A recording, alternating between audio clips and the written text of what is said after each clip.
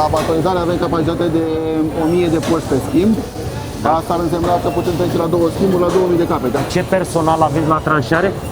Personalul de tranșare este undeva la între 92-96 de oameni și zilnic abatorizăm porc românesc. În momentul de față e porc românesc, nu? Doar porc românesc. Marfa este tranșată, este imediat ambalată. Ca și lucru cu care ne putem lăuda la noi în unitate, din momentul în care carnea a ieșit din tranșare în procesare, durează 17 minute până când este deja gata ambalată. Lucrurile pe care le-am văzut aici sunt unele de un nivel superior. Aici este unitatea de procesare. Tocare malaxare. Aici avem eficientizat noi foarte mult. Dar lucrați și marcă proprie? Lucrăm și marcă proprie, da. Partea de retail e foarte importantă.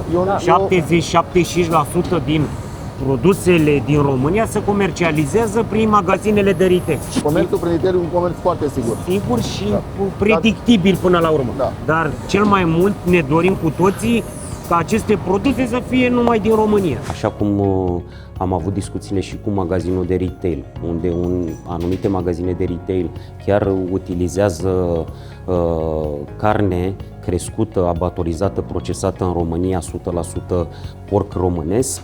Lucrurile sunt confirmate și acest lucru m-a făcut să cred în continuare că aceste investiții în sectorul zootehnic de porc din România trebuie să continue așa cum am făcut și în ultimii 2 ani și 7 luni.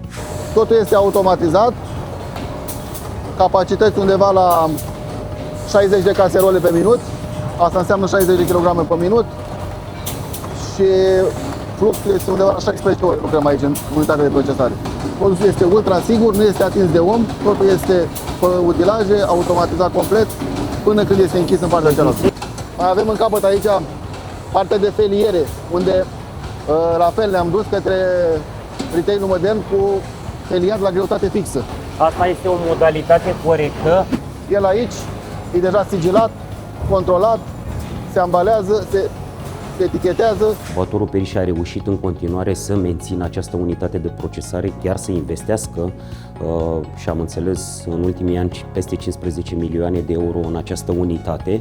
Să reziști și să ții în picioare este de apreciat. Abatorul Periș, abator cu tradiție, un abator care funcționează astăzi după toate normele și regulamentele Uniunii Europene și funcționează la o capacitate destul de mare. Noi avem aici 3-4 medici veterinari care monitorizează tot fluxul tehnologic de la sacrificarea porcului. Toate produsele care se fac în acest minunat abator sunt supravegheate de către Direcția Sanitar-Veterinară prin inspectorii pe care avem zilnic aici.